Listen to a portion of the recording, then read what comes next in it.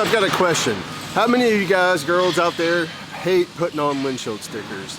I know my feng shui always gets messed up if it's a little bit off, a little bit crooked, so I spend a lot of time measuring, making sure that I have it in the center, making sure that I have it level on the Jeep. And I don't know, the stress that's involved with that just kind of sucks. So here at Motobilt, we have created a new windshield sticker that is custom die cut to the windshield shape. So to install, you basically just peel it off the backing, spray it with a little bit of window cleaner or slightly soapy water, and slap it on the windshield, line it up to the edges, and squeegee it down. Follow along as I install one on the Alumabob Jeep.